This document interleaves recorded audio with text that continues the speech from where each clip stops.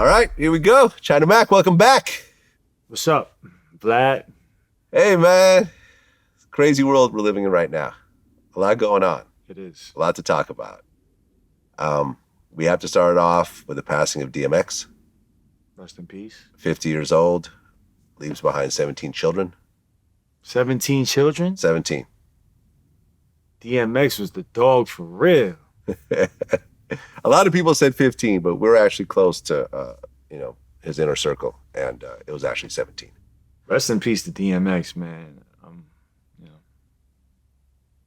I don't even. I mean, I know I heard certain things, but what did they say the passing was due from? I don't know if we're gonna get a cause of death because he died a week later, right? So he had a heart attack. What caused the heart attack, I don't know.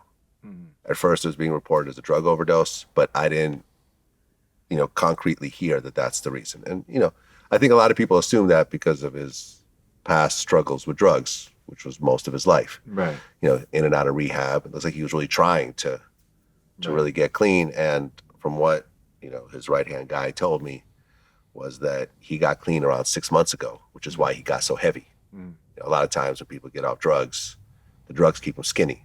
Once they go clean, they start to gain a lot of weight. So it seemed like he was getting clean. I don't know whether he had a relapse at the end or not. He did have a heart attack. I also know that he had COVID once he was checked into the hospital. Right. Well, he had COVID when he went to the hospital for a heart attack? Yes. So he already had COVID. Fuck. When he had the heart attack. Wow.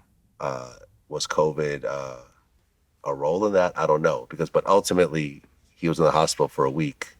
But did they say he took the shot too? I read that somewhere. I read that too. I didn't hear that. Oh. I didn't hear that. It may or may not be true. How did he have COVID if he had the shot? Well, it depends on when you get the shot. Right. If you, for example, it takes 2 weeks for the first dose to kick in, and then the second dose takes another 2 weeks. So you could get the shot and get COVID the next day, and it won't protect you. Or you could have already had it when you had the shot. Who knows? Hard to say. But essentially, I believe that his brain didn't have oxygen for like 30 minutes. Wow. By the time the ambulance arrived and everything, he wasn't breathing for about 30 minutes. So he was brain dead. By the time he got to the hospital, he was brain dead the whole time. And then ultimately, the night before, we actually posted a story that said that his organs were failing. So by the next morning, he was taken off life support and he passed away, 50 years old. One of the greats. Right. One of the absolute DMX greats. was definitely, he brought this energy that was just like crazy, and I think in his prime, if he didn't have those issues that he was fighting, he would have been somewhat like, he was already really big, right? Like Hollywood, he was accepted, like he broke a lot of barriers that, normal rappers don't. You know what I mean? Oh, yeah. No, he was a starring Hollywood actor. He was a star. Belly. What are some of the other films that he did? The film with Aaliyah. He had a film with Romeo Must Die. Romeo Must Die. He had the Jet Li film. Right, that was Romeo Must Die, right? Okay, that's what it was? That was Aaliyah too. Ah, okay. Exit Wounds. Right. Cradle to the Grave. That was with Jet Li. So Romeo Must Die, but yeah, that was with Jet Li. I think he had a few, yeah. Two, yeah. So Cradle to the Grave and Romeo Must Die were Jet Li films. Right. So apparently he had a big, Chinese, fan base in order for them to pair them the way they have. Because you know how strategic Hollywood is. Right. Beyond the Law. He had a bunch of films. I remember X when he came out. Well, I met X before. Oh yeah. I met him at a show, one of his shows, and then we went to the VIP, and he knew who I was, and he actually told me he saw some of my Vlad interviews. Okay. That's crazy. That's what's up. And he showed me love and shit. I didn't even take a picture because I didn't really want to, I know he's like a private dude, so I didn't really want to, overstep. You know what I'm saying? So I was just like, I gave him a pound and we moved. But he, like, there was one line he said in this song, I'm slipping, I'm falling. I can't get up, right? He was like, group homes and institutions prepare my ass for jail. And I always, first time I listened to that, because I could relate to that, you feel me? And I just seen like, I was just like, wow, this person came from like that type of setting that I'm familiar with, right? And turned that shit into like, his energy was always on 1,000. Even when he was performing, his performances crazy, and he dropped like 2 major albums in the same year, right? It was both of them went number one. First both rapper of them went number one to ever do that, to drop 2 albums in the same year and go number one. And then he was the only rapper to drop number one albums for his first 5 albums. That's never been done before either. X was great, man. X had this energy, like it was just, and even when you hear him, like, freestyles that he was doing with other people, like Jay-Z, and he always, like, he would freestyle with random people on the street. You know what I'm saying? Like, he really loved it. You know what I'm saying? And he was a blessing to the culture. Yeah, rest in peace. Rest in peace to X, man. But then what happened was, right after X died, well, while X was essentially dying, Black Rob did a video, sending his well wishes. And then now the focus is on how bad Black Rob is doing. And then right afterwards, Black Rob dies at age 51. Right. And what's interesting is a few months ago, we had scheduled Black Rob for an interview. Wow. And he couldn't make it because he was back in the hospital on dialysis. So it's not like Black Rob was doing well and suddenly he became ill. Black Rob had been ill. He's been going through that. He's been going through it. Yeah, even when he was in jail, he was going through that. Oh, really? Yeah. I met Black Rob before, too. Okay. I met him like a couple times, but I met him in prison before. Like, we was on transit. Aha, okay. Right. So, I was working in Auburn Transit, and he had came through there. I think he was going to Watertown or something. And, I met him, and he, and I was sitting there talking to him because we have a mutual friend, right? And that's Buck Wild, that produced Whoa. Exactly. Right. So Black around that time, Buck Wild, once he made Whoa and the record was going crazy, he was, I met Buck Wild when I was working at a sneaker store for like a month or some shit. And I met him there. Somebody heard me rap and called Buck Wild. And Buck Wild came to me and had me rapping in front of the store. And then from there, I was talking, so he brought me to the Puff Daddy studio, Diddy's house or whatever. And Black Rob was there, Shyne was there, who I also met in prison. What year was this? This was like either 99? Yeah, I was going to say, this sounds like the 90s right here that you're talking about. Yeah, Shyne was there. This was before Shyne got arrested. Wow. You know what I mean? That matter of fact, the day that I got up there, Shyne had just got into a car accident, and somebody died in the car. Oh. Right? And they were talking about that in the studio and shit. And Diddy was there, and so we were talking when Black Rob came through the transit. I was talking to him about that. You know what I mean? And he told me then he had like some issues and shit, like he had to go to the medical or some shit like that. So yeah, I think he's been going through that problem. Yeah. To lose 2 of our figures at 50 and 51, it's tough. Yeah, that goes to show that we need to take better care of ourselves. You know what I'm saying? Like I know they lived their lives, but 50, bro, like, you know what I mean? Yeah, no, I'm 47. Right. I'm not trying to check out in 3 years. Yeah, that's no way. No way. It's important. It's imperative for all the rappers, especially. You know what I'm saying? We really, we live life a certain way, and we tend not to take care of ourselves. I think it's mad important for us to take care of ourselves, because who wants to check out at 50? When you're young, you look at 50 like, damn, you're old, right? But when you get to like 30, 35, 40, 50 is not that old. Yeah, I feel young right now. Right. I'm turning 48 this year. I feel young. I feel like I'm just getting started. Right. I'm not nowhere near the end.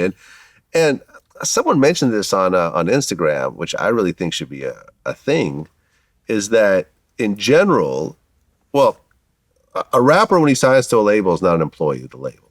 Right. It's just you're just doing a deal with someone. He's an independent contractor essentially. So you don't owe this person any benefits, health insurance, unemployment, nothing. Yeah, then that's Right. that's fucked up right there. I think there should be some type of union for rappers. Well, I don't know about a union because that's going to be a little difficult. Well, but then again, maybe. I mean, Why you have not? you have a musicians union. I mean, Right, you have so a Hollywood actors union, Right. an actors guild, and stuff like that. So I think, yeah, I mean, if there was a union of some sort, I personally feel that every person who signs to a major label, the first thing they should do is have health insurance. Like, Right. I have a dozen employees. Every employee of VladTV has full medical, dental. So that's vision. crazy though. Like people that work at Vlad TV has Yeah. that, right? Yep. But rappers who, Who we're interviewing Don't. that drives VladTV. don't. Yeah. That's fucked up. You know what I mean? I definitely think, that should change. There should be something. I remember when Vlad TV was first establishing, and then we moved into the Universal building, and we became part of SRC Records, Right. which Akon and Right. so forth was part of. I remember me and Gabi, who was like the president of SRC, Shout out to Gabi. he sat me down and he was like, "Yo, I've seen a lot of people in my hood make all this money, make millions, and then they'll get hit by like a bad medical condition and they'll get wiped out. You know what I'm saying? Because they don't have health insurance. They'll catch cancer or they catch this or whatever, and then that medical bill will wipe them out." And I said, "Oh, word." Got health insurance that same week and have had it ever since. You know what I'm saying? This was back when pre-existing conditions was like a thing. When you could even, if you had cancer, then you went and got health insurance, they'll say, we'll cover everything except for the cancer. Mm-hmm. Now it's a little bit different, but still, you want to have health insurance. Right. Like, if you have Nikes and no health insurance, I feel like you're stupid. Right. Quite honestly. Because they're going to bury you in those Nikes. Yo, the Black Rob situation, right? And when I saw that video of him, he looked deteriorated, man. He looked bad, bro. And to see him like that was I didn't even watch the whole video. I didn't even, and then ever since anything like that came up with him, I didn't really want to see that because I don't want to see people that, I mean, Black Rob wasn't like super big, but to me he was because it was, that song "Whoa" was fire. Timeless that song. album was fire. You know what I mean? Like that album he had was fire. He had good songs on there. Mm-hmm. You know what I mean? And I always thought that Black Rob was really good. You know what I mean? I always loved him. So to see somebody like that I revered and that type of, and plus on top of that, we had some type of, connection, right? So it's like I looked at him even more, But to see him like that, and then for him, I don't know, like what's the situation with Diddy and how was that like? Well, from what I understand, Puffy's helping to pay for the funeral. Right. And I think a lot of people. But I think did he help before? Because prior to that. Look, and this is one of these big debates in hip hop. Oh, the bad boy curse. Everyone who signs to Puffy ends up getting fucked up at the end and dying broke and homeless or whatever else. And I've interviewed people around this. I've interviewed, like Slim from 112, who had multi-platinum albums and so forth, and he thinks that whole concept is ridiculous. But what concept? The bad boy curse. Right. Because a lot of people did very well on Bad Boy. Yeah. Biggie was doing great on Bad Boy. Mace did great on Bad Boy. 112 did great on Bad Boy. Like, French Montana's doing fine when he was on Bad Boy. I don't know if he's on Bad Boy anymore. But in the case of Black Rob, he signs to Bad Boy. He had a huge song. The album did well. I think it went gold or maybe even platinum. Yeah. The second album, I don't think had any singles on it. And I believe that was the final project on Bad Boy. They put it out. They did the best they could with the album. At one point, he left the label or he got dropped, one or the other. This was, 30 years ago? I mean, when did Whoa come out? Like 97 or something Right, like that. right. So you're looking at 20, 25 years roughly. Do you really expect Puffy to continue to take care of this man decade after decade when they're not even working together anymore? I mean, I'm sure if he signed a decent deal, he probably had some royalties from Woe when it gets streamed or when it gets picked up in movies or TV shows or commercials or something like that. But are you really required to continue to take care of everyone who used to be signed with you? Well, I don't think so. Yeah. But there is certain type of, there is certain type of things, man. Like, as all right, number one, you know, when I was talking to Black Rob, right? He, he was saying that Diddy took stole an artist from him, right? G Dep took G Dep from him. That's what he Okay. was saying, right? That's And that he interesting. had brought him in and Diddy took that from him. Like kind of just, he was supposed to be Black Rob's artist in Black Huh. Rob's mind. You know what I'm saying? So when he did that, when he brought him around, Diddy took him. You know what I mean? So once Diddy took him, he felt like, yo, how you just gonna take how you gonna take my artist? You know what I mean? And he felt like, he felt like that. And that's one thing, right? Number two is when he was locked up, ain't nobody, Diddy didn't, holler at him. Diddy didn't, you know what I mean? Like Diddy went to go see um Lil Wayne in prison. You know what I'm saying? And Lil Wayne ain't part of Bad Boy, you feel me? So it's like, all right, you know what I mean? Like you're gonna go see Lil Wayne, but you didn't even send anybody. Like you could have sent somebody to go see him. You could have something, right? Like something. Because at the end of the day, if I work for you, whether you're making money off of me or not, if we have a good a rapport, if there should be something, right? There should be something like a token of, we here for you. You know what I'm saying? Like whatever. I don't have to walk your hand. I don't have to pay every single bill.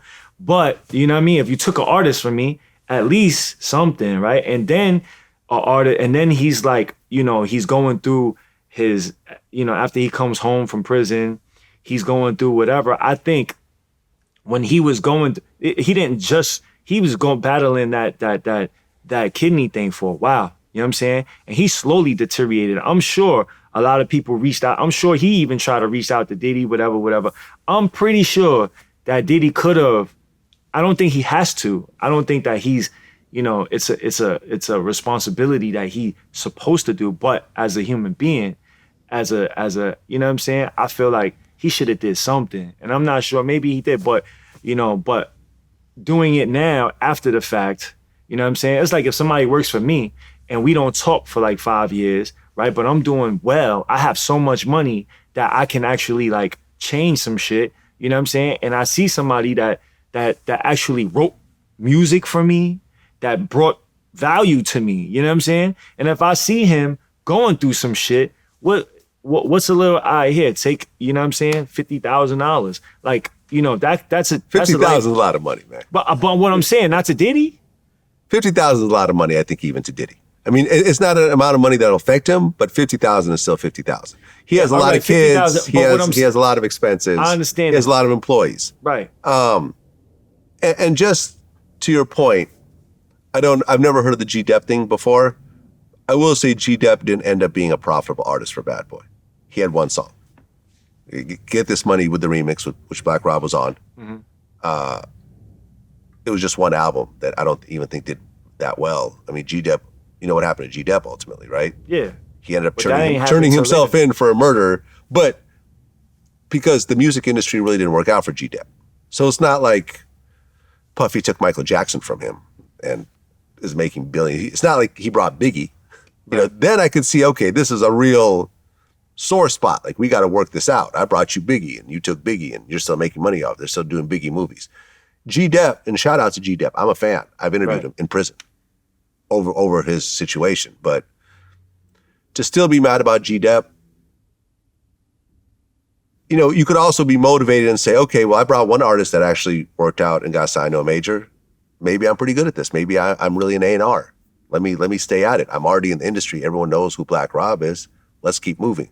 Right. I definitely agree with that. I definitely think he could have, at the end of the day, we get our opportunities, Yeah. right? And it's what we make out of the opportunities, what we make it. So because he definitely had an opportunity that so many people would never get. Yeah, right? being Black Rob opens up more doors than, let's say, a China Mac. Right. Because everyone knows Black Right. Rob. Black Rob has a big international hit song. I So, agree.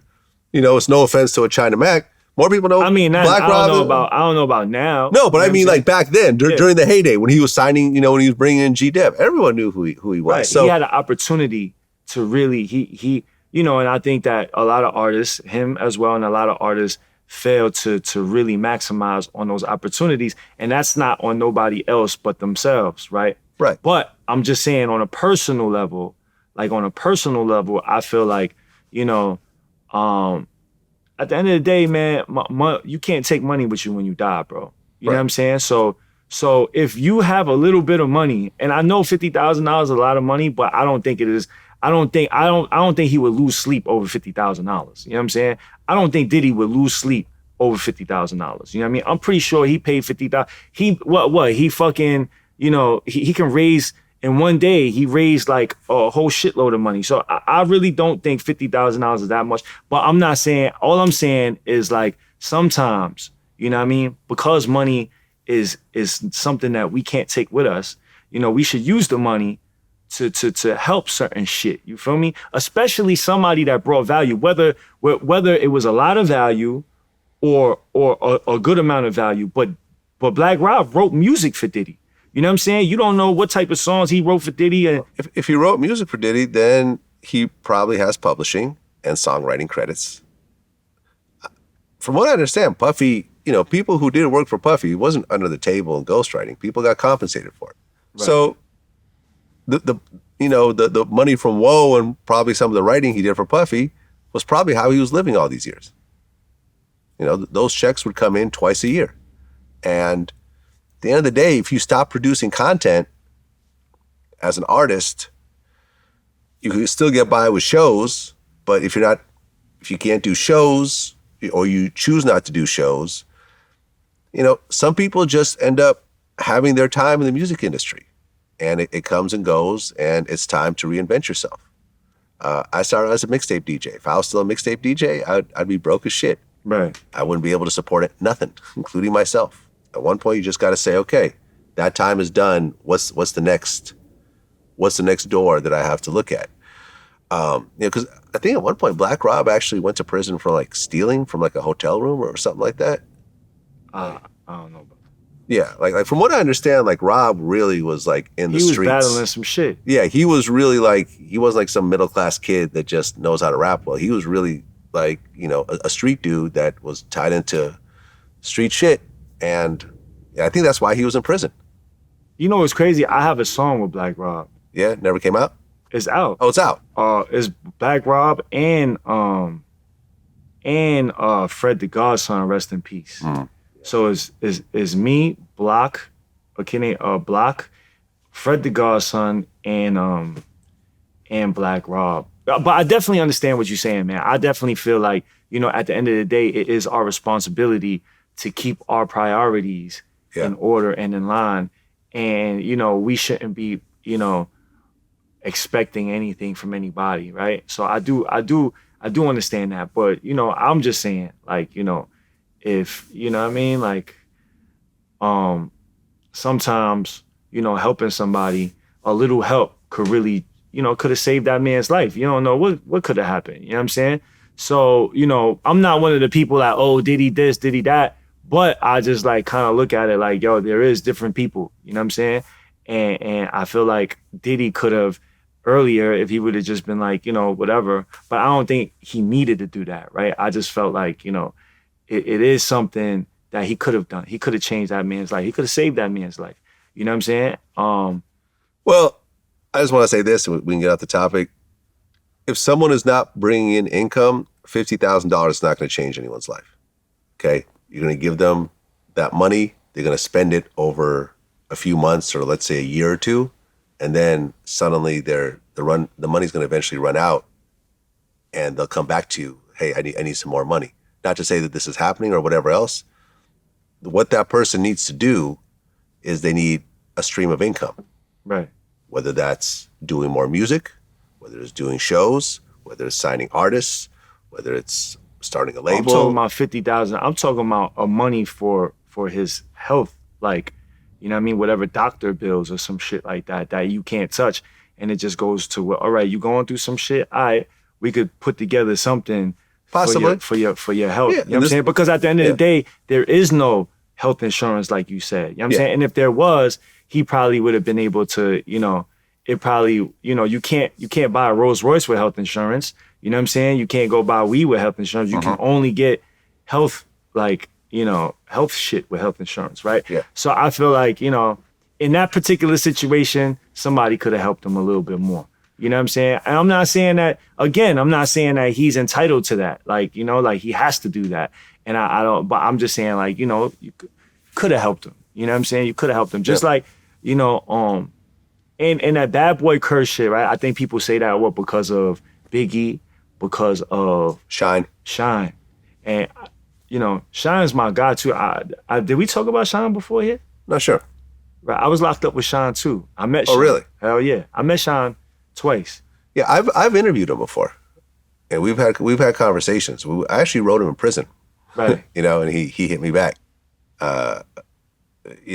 Good dude. He's Right. actually like he's a stand-up dude. yeah. He's a stand-up dude. I felt like Diddy did him wrong. You know what I'm saying? And I felt like Diddy definitely did him wrong. But then at the same time, it's like, Diddy was this mega star with a big ass company or whatever. So somebody had to take the fall, I guess. But I don't think Diddy did right by him. You know what I'm saying? By Shyne. And, because at the end of the day, well, go ahead. Well, no, I mean, you're talking about the shooting that happened Right. with J. When J.Lo was with Puffy. So someone had essentially ran up on Puffy Right. and said, "Oh, I got They ain't money run down too." on Shyne. Right, they ran They up on run Puffy, down on Puffy. and they threw a bunch of money in his face. Right. Shyne pulled out a pistol and started shooting. Well, Shyne said that he saw somebody like reaching for something. That's why he pulled out the pistol. Okay. You know what I'm saying? So there's a difference when you just throwing some money, but when somebody's reaching for something, that's a different situation. But he did that not because of himself. He did that because of Diddy. You know what I'm saying? That wasn't an issue that came from Shyne. It was an issue that somebody had with Diddy. You feel me? And then with that whole situation, it went crazy, and basically Shyne was left to he did that himself. And on top of that, when he went to prison, when he came home, it wasn't like he had to, he had all types of response. Like I don't feel like Diddy did the best for him. You know what I'm saying? For his interest. Well, okay, so let's talk about the situation. The situation happened. Shyne pulls out, and I think somebody got hit. Like, I think a girl got shot Right. in the process. Not killed, but I think shot Shot in someone. the eye or some shit. Something like that, yeah. So you have a very ugly situation. Everyone bailed. Everyone ran off. Shyne had a bodyguard, Wolf, who ended up getting killed Right. by BMF, allegedly, years later. So... Wolf was with Diddy. Yeah, Wolf was Diddy's bodyguard that Yeah. night. So Puffy had a bodyguard. Right. It was not Shyne. Shyne was not the bodyguard. Shyne was the artist. Right. So Shyne was not there to protect Puffy. It just happened. but that's like you telling the street dude, you know what I'm saying? Like Shyne is a street dude. So whether he's getting paid for being a bodyguard or artist, whatever, his mentality is nobody's doing anything to any of ours. Whether he's the bodyguard, the driver, whatever, right? That was his mentality. Right. You know who else had that mentality? Tupac. You see how that ended up? Yeah. I mean, like a bodyguard is a bodyguard. An artist is an artist. And shout out to Shyne. And I have a lot of respect for Shyne. We've had conversations before. We've done interviews. Shyne should not have had a pistol with him in that club. Point blank, period. Okay? Let's just keep it 100. This is the artist. You got a hot song out. You got a hot couple of songs out. Like you're on your way up. You potentially, they're looking at you like the next Biggie almost because of the way he sounded. You don't have a pistol with you. You shouldn't. You have a armed bodyguard with you that's protecting the entourage already. So You can't just put that on someone else. As a grown man who pays bills and is over 18, you have to be mature enough not to put yourself in that type of situation where you're carrying a gun with you. Now, was someone trying to pull out or not? I don't know. But there was people to protect their entourage from that already. So that happens. Puffy tries to flee, whatever, and I guess their trials got separated. So Shyne had one trial and Puffy and his bodyguard had another trial. Puffy and his bodyguard got acquitted. Shyne did not. But Shyne was the one who did the shooting. Right. So it kind of makes sense that Shyne was the one to be found guilty. Could Puffy have done more? Could he have paid for a better lawyer or something like that? I don't know. I don't know the details. And ultimately, Shyne was also, on top of it, he was not a full citizen. So after doing his, 10 years, he got deported and is not allowed to come back to America. The fact that you have a chance of getting deported should put an extra level of pressure on you not to do anything that will get you deported. Yeah, you know what I mean? I think about that. That's easy for you to say. Well, no, it's not easy for me to say because you think about that because you know what I mean? It's a little different. I mean, Shyne came from the street. Shyne is a street dude. So Shyne got, you don't know what type of situation he has. Shyne has gotten shot in the arm before. Right. I know. And around the same time. It wasn't that far off. You know what I'm saying? It was probably like a year or so before that. Right. So what I'm saying is it's easy for somebody that's not in that has that imminent danger. I'm not saying it's easy. But we all have to be adults.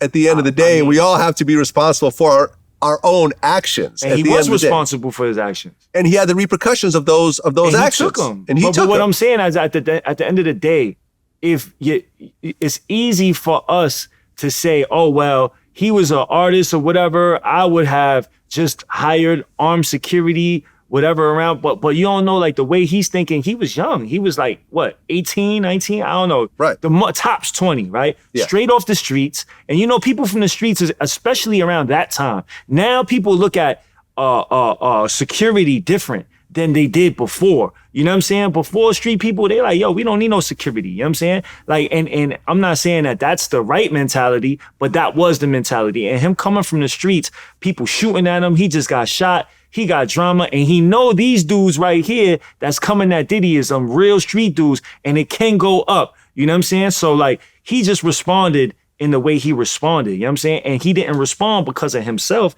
He responded because of the danger that presented to Puff, the people, his boss, and also himself. I feel like, yes, he fucked up. Yes, you know what I'm saying? Like, he did make a mistake. Yes, you know what I mean? All of that, right? But at the end of the day, his shit was, I think it was noble. You know what I'm saying? I think that he was just protecting his people. Now, like, was it the most mature, was it the most smart thing to do? No, it wasn't. You know what I'm saying? But at the end of the day, the gesture didn't come from anything like that. The gesture came from protecting the people around him and himself. And even when he went to trial, he never said anything about him. He never put Puff, he never tried to, like, he took that shit like a man. You know what I'm saying? So, I felt like, because of shit like that, I don't know what Diddy did. I can't sit here and say anything, but just from what I heard and what I feel like, something more could have been done. You know what I'm saying? More appreciation could have been, given to that person that risked his life, risked his freedom for something that happened with him. You know what I'm saying? And, yeah, he's in Belize, but I don't hear him, I don't know what's going on, but I'm sure Diddy could have, when he came home, Diddy could have did it like a lot more, could have did a lot more for him. You know what I'm saying? I just feel like that, you know what I mean? And Shyne,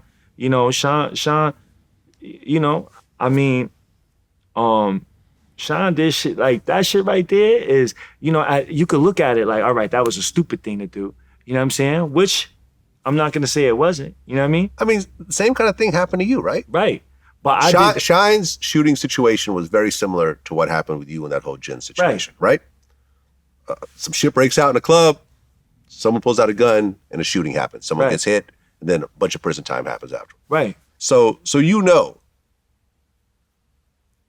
But see, at that time, I wasn't like where Shyne was at, but I was trying to, I was trying to do music. Less to lose. Right, I had less to lose. You know what I'm saying? But you couldn't tell me not to hold a gun. Like even if I was signed, I would still hold a gun because I had drama. Like, you know what I'm saying? Like or now if I had that much money to, whatever, but at that particular time, I'm like, yo, fuck that. You know what I'm saying? Like I don't need anybody to hold me down. I don't need people to come to my fight. I'm gonna fight myself. You know what I'm saying? And that's how, we were thinking. Now, was that the smart way to think? No. No. You know what I'm saying? It wasn't. No. You know what I mean? Because look what ultimately happened to Shyne. You had someone with a promising music career that was on his way up, and that's just stopped.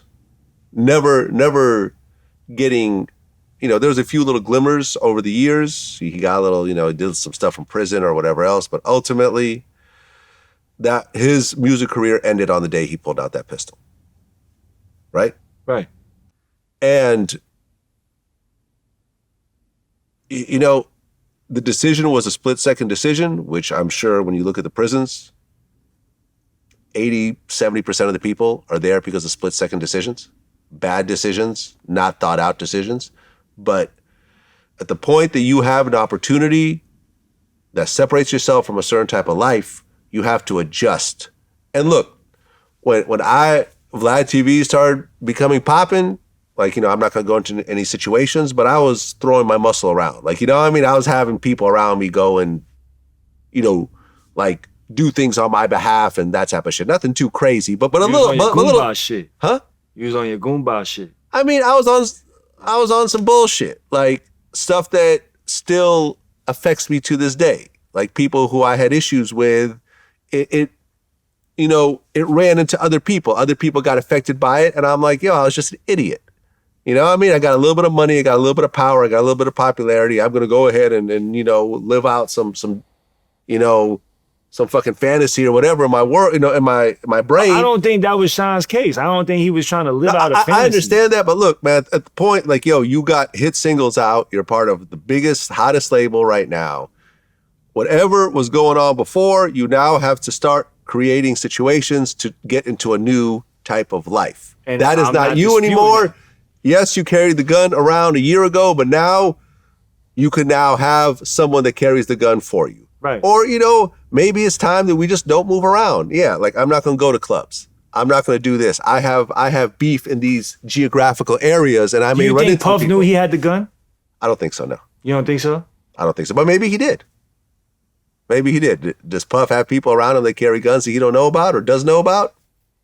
Puff has been in a lot of beef over the years. Right. The Biggie getting killed wasn't that long ago from, that was probably, 5 years removed? Right.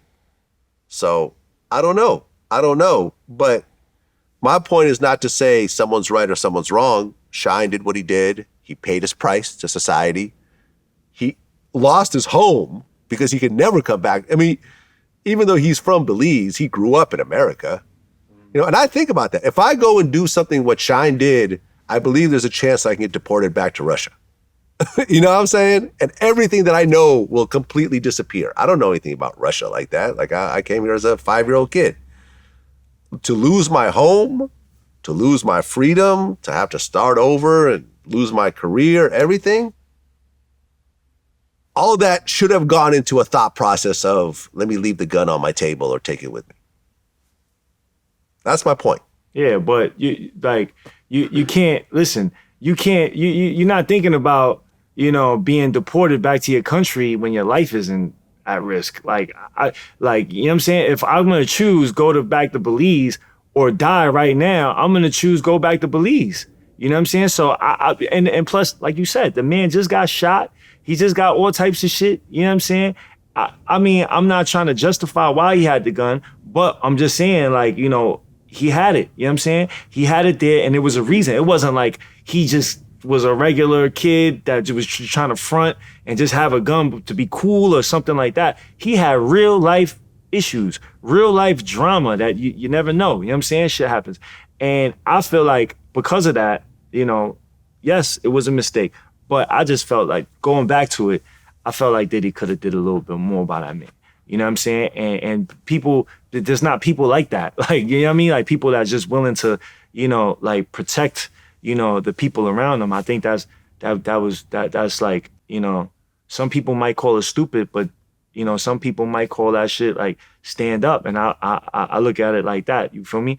And for Diddy to like kind of just let him, you know, go through that shit by himself was kind of like, I thought that was fucked up. You know what I mean? Because when I was in jail, when I was on Rikers Island, I was in Beacon. It was like probably 2000.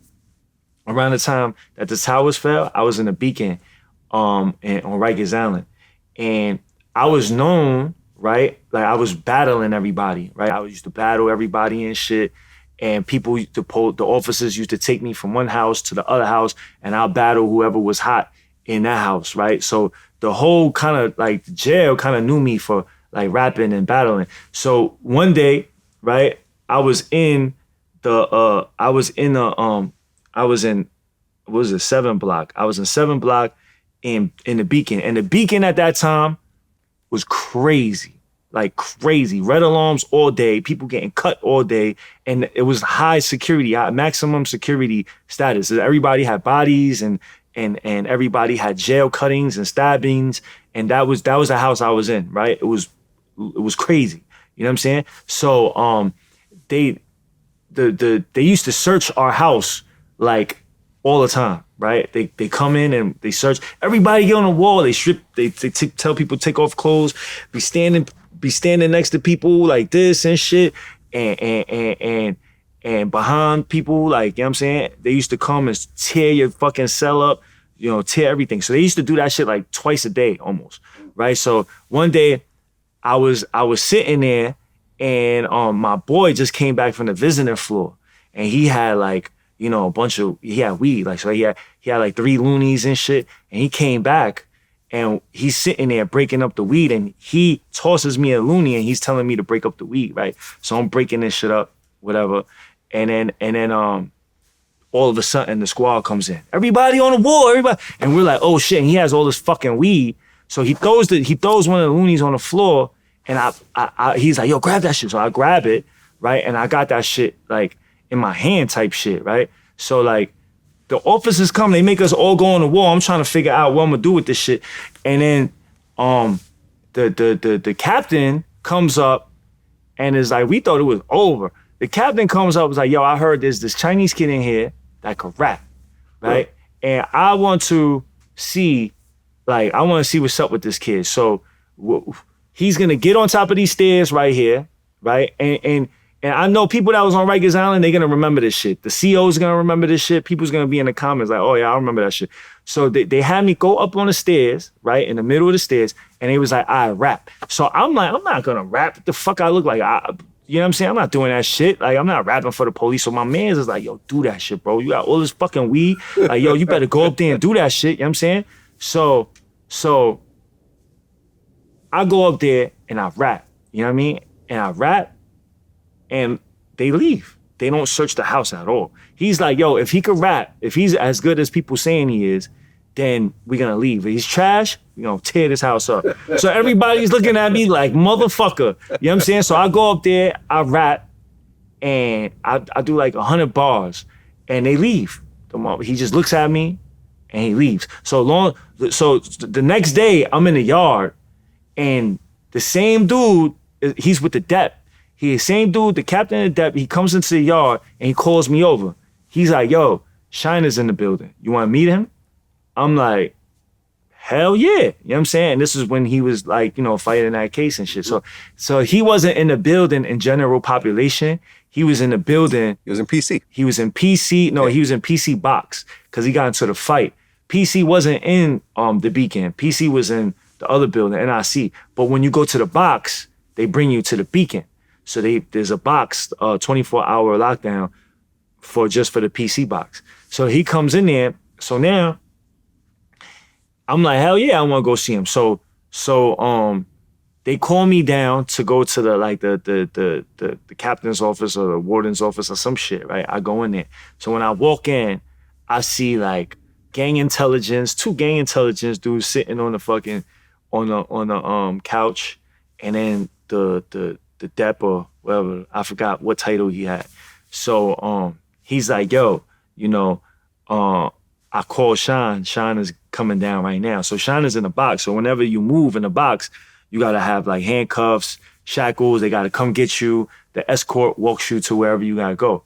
So Shyne doesn't know what the fuck is going on. He don't know why they coming to get him. He don't know what. So they handcuff him and they bring him into this office. So I'm sitting there already, and then Shyne comes in, and then he's just looking at me like, the fuck am I doing over here? You know what I'm saying? Who the hell is this Chinese dude? Like, you know what I'm saying? So the depth is like, yo, you know, this kid right here, he's known, like, you know, he has a lot of talent, and I wanted to bring you down here and hear him out. And he was trying to do like some A&R shit. So Shyne, I could tell in Shyne's face, he's like, man, like, what the fuck? He wasn't fond of that. You know what I'm saying? And you know, I rapped and shit, and Shyne was just like, yeah, it's all right. But he was just like, all right, take me back to my shit, bro. Like, fuck am I doing here? You know what I mean? But that was the, you know, that was the experience that I had with him on Rikers Island. But I knew that he wasn't being taken care of like that. You know what I'm saying? Like, he wasn't being, you know, it wasn't like, and then he went to Clinton. He went to Clinton and the annex. It wasn't like, you know, I think that a lot more should have been done, could have been done for him. You know what I'm saying? That's how I feel. Fair enough. Well, I mean, speaking of prison, ARAB just got sentenced to 45 years. Right. He is 38 years old. That means he will get out at 83 years old. This really fucked me up. I mean, I'm still fucked up over that. Right. And a lot of people said that, you know, your platform has something to do with that, right? Right. People have said that. He did an interview recently with a Queen's Flip. Right. I think a couple of months ago, where Queen's Flip brought that up. He goes, Vlad don't have You nothing. fuck with Queen's Flip? You know him? Yeah, I know Queen's Flip. Yeah. Shout out to Queen's Flip. Yeah, we're cool. I mean, ARAB himself said that we have nothing to do with this case. Right. The interview Oh, was he not- said that? Yeah, he said that. He said it publicly. Right. And not on my interview, on someone else's interview. Right. We're not in the paperwork. It was not brought up in the trial. Whatever he got convicted of had nothing to do with any of the interviews that we did. But such a hellacious amount of time. I mean, more time than you've lived on this earth. Right. And what would shout out to ARAB, shout out to his brother Leek Moss, Yeah. and that whole camp and shit. Dark Low as well. Dark Low's locked up as well, right? Yeah, I believe like a witness tampering kind of thing. Right. Situation happened. I mean, ARAB was essentially convicted of running a drug ring and also implicated in a murder. Right. But they didn't say he did the murder. I don't think so. But he had a snitch Right. in his crew. I don't know if it was actually in his crew or a guy that was around, but there was a guy that was around that told on everybody. But they saying that, I think I read something about the dude that's telling was actually the dude that did the murder. Possibly. Yeah, he did the murder and said that Ab gave him whatever the fuck to do that. That's what they were saying. Yeah, man, it's sad. I like the guy a lot. I've been interviewing. I remember Swizz Beats called me one day. I was like, hey, I got this artist that I'm working with named ARAB. You know, you should interview him. I checked him out. He was dope. No, Ab is nice. Dope.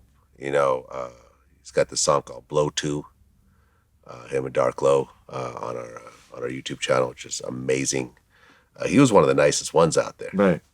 You know, he got kind of tied into the whole Meek Mill, Drake beef at one point. You know, kind of thrown in the middle of all that. Yeah, I don't know. But from what he said is that although the feds have this like 97% conviction rate, apparently the appeal rate is very high. Right. So it almost seemed like he kind of expected to get something like that, but he's hoping that the appeal is going to actually come through. Do you know about the appeal rate in the feds? I didn't hear that it was high. Really? I mean, I never been in the feds, but I didn't hear. I know the conviction rate is high, but the appeal rate, I'm not sure. You know, I never heard that. You know what I'm saying? But I might be wrong. Yeah, I mean, the federal judge in the sentencing said you could have been a hero instead of a criminal, but you became a drug dealer. You made that decision. That's why you're being punished. ARAB's response was the court, the FBI agents, and the prosecutors don't understand my culture, as he was addressing the court. after getting sentenced. He said, "We don't rap about flowers and rainbows. We're gangster rappers. We rap about where we grew up. So we rap about drug dealing. We rap about violence." You know, so it almost sounds like his lyrics were, in a way, being used against him. Right. I don't know, man. I don't really have even anything to really say about this. It's just so disheartening to me. Because like I said, me and him have this long history and relationship of, you know, an on-camera relationship. We really didn't talk off camera, but we did like about a dozen interviews. I think what happened to Ab is, you know, unfortunate. You know what I'm saying? Ab's super talented. I feel like if he just directed his energy just directly towards like music, I feel like, you know, he could have been a lot more, you know, he could be living a way better life right now, right? I feel like he definitely had that potential. And there's a lot of people like that, but they can't let the streets go. You know what I mean? The money for the music shit ain't fast enough.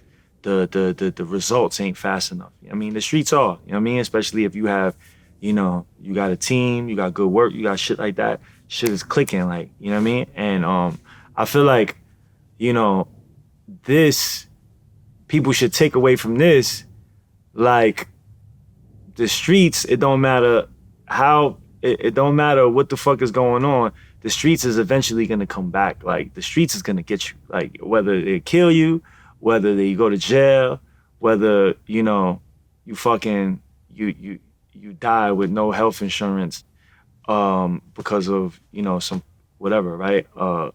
Shit, you wasn't taking care of your body, whatever it is, that shit is gonna come back. So the more you do shit like that, you know what I'm saying? The more chances of you getting into some crazy shit, you know what I mean? And I feel like, you know, if anything, people should take away from that. Like, if you got talent, like God gave you talent, like stick to that shit. You know what I'm saying? Because the street shit, that shit ain't talent. And plus now, it's so hard to get away. At least it was hard to get away back in the days.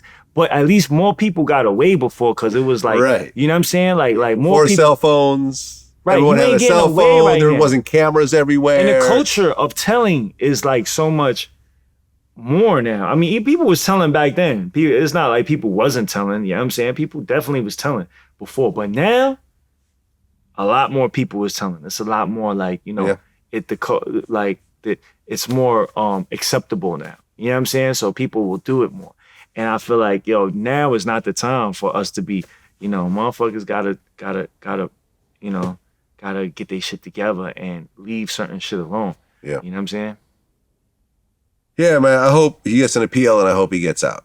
Right. Like I said, it really fucked me up. And you know about his bro? You know about his camp, like his brother Leak Moss, and yeah, I heard there's some sort of kind of friction going on with his brother and I guess Dark Low or something like that. Bro, I'm not exactly sure, and I don't really want to kind of get into the details of what I don't know. Yeah, I was just talking about his music, like Leak Moss. Oh yeah, no, I'm not Leak sure. Moss, his brother, he got a lot of music. Me and him got a song. Okay. Song and video. Yeah. Yeah, I mean the whole situation is depressing. I interviewed Dark Low right before all this shit happened, and we ended up not even putting it out. So I remember his man was like, "Yo, Dark Low just got hemmed up," and I'm like, "Okay, great. Thank you for telling me," because we were about to start releasing clips, and I'm like, "Okay, that's never coming out." Right. You know, unless they want me to put it out. So hold on. So you did an interview with Dark Low, and you're not putting it out. No. Why are you not putting it out? Because they're worried that there's something in there that might somehow compromise his case. Because at the time, that was a decision you made, or that was a decision like that was somebody they asked you? They asked me. Okay. And then, but I made the decision right to honor their request. Yeah, ARAB was already locked up, and Dark Low wanted to just do an interview to just kind of maybe clear up a few things and whatever else. But then, between the time he did the interview and when we were about to put it out, he got caught in that jury tampering or witness tampering situation. Right. They're saying that he threatened one of the witnesses or something like that. So then he got locked up, and we hadn't put out the interview yet. So I'm like, so they hit me and said, "Hey, we're worried that that there might be something in there that might potentially." And I'm like, "All right, bet. It's buried. Never came out. Still have it. Never came out." feds can't touch it. The press is allowed to, hold on to whatever we want to hold on to. Plus, I don't think there's anything in there, but, when you're facing a case, you want to be extra careful. Yeah, you don't want, it's not the time for you to be talking about anything. Right. Well, the Casanova 2 times case, he's still locked up. But there was sort of an interesting kind of development since our last interview. Because remember, we were trending, like my name was trending for 2 days because there was a fake article saying that I'm the reason why Casanova's locked up.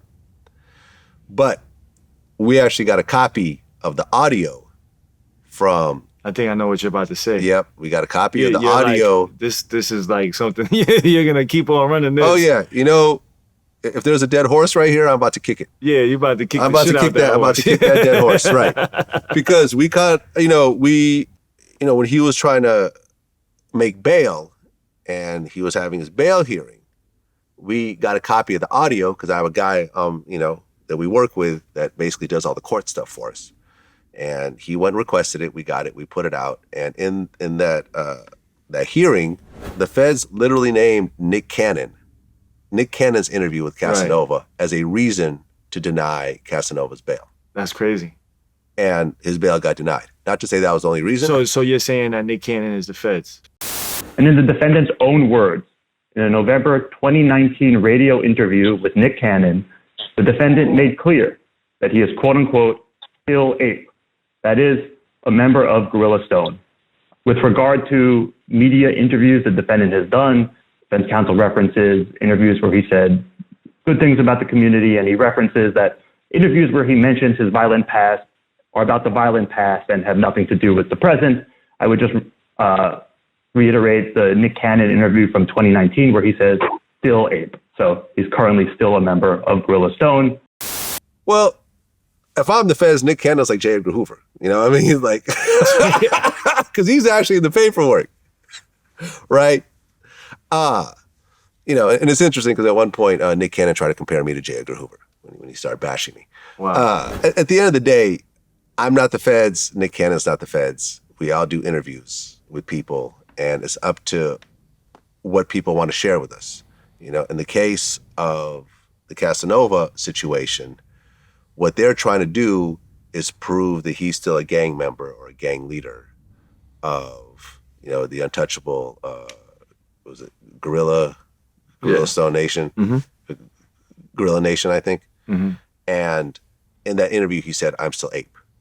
Although before that statement, he said, I'm not really part of that anymore, but, those are still my homies or whatever else. They're going to pick out that little sentence and use that and present it to the judge or to the jury. Now, the defense is going to bring up something else and say, well, no, look, he's actually saying this, that, and the third. But at the end of the day, we are all responsible for talking about things that potentially could be used against us. And Casanova chose to talk about that, and it ended up getting used against him. Is that Nick's fault?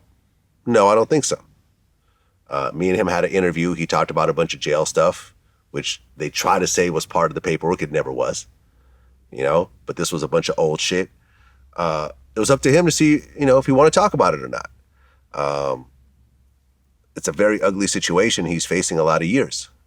We don't know what's going to happen with that. Hopefully he just gets off and he gets back to living his life.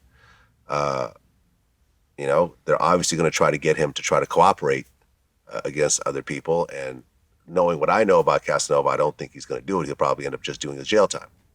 But what do you think is going to happen? I don't know what's going to happen. I think if I was a betting man, I would say that, Cass would stand tall and I would hope so. You know what I mean? But then I wouldn't bet. Like, I don't know, because you never know, man. You never know. And what did he say? He said in the interview that if you're a rich dude, what did he say? He made a comment on the Breakfast Club. He was talking about Tekashi, I think. No, he was saying that if you're a rich dude, if you're a millionaire, if you're rich and you get arrested, you're telling. That's what he said. So I don't know if he considers himself as, I don't know if that's like, I don't know, you know what I'm saying, if he's rich or not, you know what I mean? But he says something like that, And I don't know. You know what I mean? Like, I don't know. You never know. You never know with these things. Like, people, you don't know who's going to tell. Because people that I've seen so many times, yo, people that are straight, like, you know, you would have up and down swore gangsters, like, you know what I mean? They tell because of whatever situation, right? So I don't know. I will hope that, you know, I would like to say he's not going to do it, but you never know with these things. Well, there was like 6 wiretaps in that case, and we actually got some of the paperwork, you know, as paperwork continues to get filed and so forth. Like, one of the guys texted over like a hand-drawn piece of paper, a handwritten piece of paper that basically has the untouchable Gorilla Stone Nation oath, you know, on this day, I blah, blah, blah, blah, blah. Like, they're actually texting this to each other. They're texting pictures of guns with like red rags. There's pictures of drugs. There's pictures of AKs. Some of the stuff was posted on social media. There's really a lot of evidence for the feds right now to use.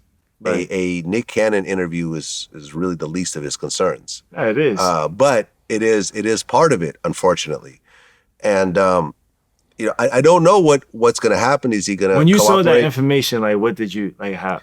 What I said was like, okay, we're going to put this out with the Nick Cannon thing. Yeah. When you saw, when I saw that, I said, okay, well, for everyone that calls me the feds, y'all gonna have to call Nick Cannon the feds also. Mm-hmm. And then is there anybody calling the feds? Some people call them the feds. Oh, okay. But ultimately, people calling me the feds seem to have died down significantly after that. Because people just saw, so Nick's the feds also? I don't hear y'all calling him that, but some people are, but in general, people aren't. So it's one of those things. It's like now, you actually have it in the paperwork now. Like, Nick Cannon is in the paperwork. We have the audio. Crazy. We have the, you know, and we had the paperwork, but I'm like, I went into the audio because people say, oh, the paperwork's going to be fake. Now, here's the audio of the actual prosecutor saying his name. So it was just one of those things where it's like, all right, like, y'all just need to chill out. I can picture you like doing a backflip. Like. I did not do a backflip. Well, because listen, man, because here's the thing. People calling me or Nick Cannon the feds is so like minuscule compared to what Casanova's going through, right, or what AR-AB is going through. Right. Like, at the end of the day, if someone said, look, Vlad, we'll put out some information that confirms that you're the feds, but AR-AB will go free, I would do it. Because whatever, my life will go on. Like, my business will still go on. You see what I'm saying? AR-AB doesn't have a choice right now. He's looking at 45 years. He's looking to get out at 83 years old. So I'll take that bullet. So you would do that for Ab? If someone came to me and said, look, we will put out paperwork on you confirming that you're secretly the feds, but AR-AB will be let free, I would do it. Absolutely. 45 years? Yeah, absolutely. I'm good. I've made my money. I've made my mark. You know what I'm saying? I mean, I know I'm not the feds, but, right. You know, there's more important shit than, you know, stuff like that. Right. You know? Hold on a second. We just had a celebrity boxing match recently with Jake Paul. He knocked out Ben Askren in the first round. I thought you was going to talk about Bosco. Well, that leads me into the Bosco and Gonzo fight. Now, Bosco's a regular guest on my show. Right. Shout out to Bosco. Yeah, Bosco. Did you see any part of that boxing match? I did see some of it. I mean, they wore headgear, number one, which took a lot away from it, to be honestly. Although it hurts. I mean, I've boxed before. You know, wearing headgear, you still get, you know, I've gotten punched in the jaw with headgear. That should still hurt. Right. That fight looked like... What do you think about the fight, bro? I'll put it like this. Right? I think Melly Mel said it. That, you know, all these rappers try to act tough, but they don't really have a round in them. Mm-hmm. You know, in an actual boxing or MMA fight. Mm-hmm. And I think this just showed, you saw two guys who were, you know, they weren't out of shape men, but they weren't in boxing shape. Right. And it just seemed like they both just tired out very quickly. It was ultimately like a draw or something, right? like no one really did any real damage. Right. I mean, but I think, to be fair, you know what I'm saying? Like, they're not boxers. They're like, you know, I think Bosco did pretty well, man. I really wasn't. From what I saw worse fights, like celebrity boxing match fights. Yeah. I seen a lot worse. Right. Right. So like usually they tend to be like, they don't tend to be the most exciting fight. Okay, so this was better. I only saw like maybe like a 1 minute clip. Nah, Bosco, he was like, he was doing this. He got a few in. I didn't see the whole fight, but from what I saw Bosco was focused. He had a more heavy hand. Okay, and he was drugging him a little bit more. Bosco's a big dude. He's like my height. He's like 6'2", 6'3". Right. Yeah. Right. So, but even besides all that, for them to even do that, you know what I'm saying? For Bosco to do that, a lot of people not going to do that. You know what I'm saying? Oh, yeah. So for him to do that, and it's a lot. Gonzo. Yeah, Gonzo. Right. Yeah. Right. It's commendable, man. I think I agree. That's the right message. They trying to do the right thing. You know what I'm saying? I think it was all right. Put on some gloves and settle it like men. Right. It was a funny fight though, a little bit. You know what I'm saying? But they I've seen much worse. So I'm gonna give it like, I'm gonna definitely, you know what I'm saying? Definitely say, because I was waiting for them to I was waiting for Bosco to kind of die out faster, because I seen people die out a lot quicker. Yeah. You know what I'm saying? Like, but he kind of kept his thing. It looked like he was prepared for it. You know what I'm saying? Nice. So, Nice. Good shit, Bosco. And you smoke a lot. He smoked everything. I know, right? Like, he smokes a lot. He still is, doing his thing. Would you do a celebrity boxing match? I mean, I don't know. I mean, you have relatively Bosco popularity. It's in the same kind of, ballpark. Who would you do a boxing match against? Who would I do about? I don't know, man. Let's make it official on VladTV. Who are you calling out right now for a celebrity boxing match? See, look, this is what I'm saying, bro. He not the feds, but he definitely an instigator, bro. It's a boxing match. I'm not talking about a fist fight. You know what I mean? know. A boxing. We're talking about money being involved. I don't have. I'll instigate that. I'll instigate a paycheck. Yeah, but I ain't no boxer. All right, so what's up? Hold on, let me spit. What's up? Can we see a VladTV and Nick Cannon boxing match? What's up? We're not going to see a VladTV, a Vlad boxing match with anybody. At 47 years old, my boxing career is far behind. I mean, I don't know. Like, if what was concerned, I wouldn't call out anybody right now, because I really don't. I'm not a boxer. You know what I'm saying? But if the opportunity arose, and you know what I'm saying, I don't. How know. about you and Lil Pump? Nah, I'm not. Lil Pump and China Back. I pay for that. I buy that on pay-per-view. Lil Pump in China. Nah, I ain't gonna fight. What about you and I'm trying to think of people you've gone back and forth with. You've gone back. How about you and what's that? I said you're working right now. I'm working right now. What about? I'm not saying these are people you have beef with. I'm just talking about people that you may have gone back and forth with at certain points. Like, for example, Stupid Young. Mm-hmm. Would you and Stupid Young do a boxing match? Now, I could actually see that. I don't know how tall Stupid Young is. He's like about. We're kind of like the same size, but similar size. Okay, so there you go. I wouldn't fight Stupid Young. Nah? Nah. Okay. I mean, yeah, I wouldn't fight Stupid Young. I'm not really interested in fighting and shit like that. You know what I'm saying? But if the shit arose, you never know. But shout out my bro Mike, Rumble in the Bronx. He does fight. You heard about Rumble in the Bronx? Not really. That's where Jen Gates and Buck North. Did you see that? I heard about it. Was it like supposed to happen, but it didn't happen, or no? It did happen. No, the first night it had that shit was packed. Gilly was there. It was like a lot of people. It was boxers. Okay. Danny Garcia was there. It was like kind of star-studded. So who was it? Jen Gates and who? It was Jen Gates and this boy Buck Noy. Right? Okay, they was two Asian brothers. Guys. Yeah, they was brothers. And the first night it was an underground fight club, right? So we was all in the Bronx in some warehouse. So many people there, right? And it was like we was like this, and before the fight actually happened, the police came, and they started. They shut it down. Okay. So then they fought after that. You know what I mean? And Jen Gates like blew his shoulder out. So.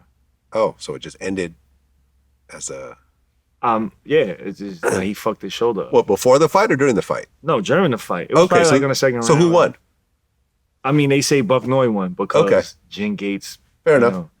Jen Gates fuck. You know what? You know what though? If you watch the fight, Jen Gates, he came in.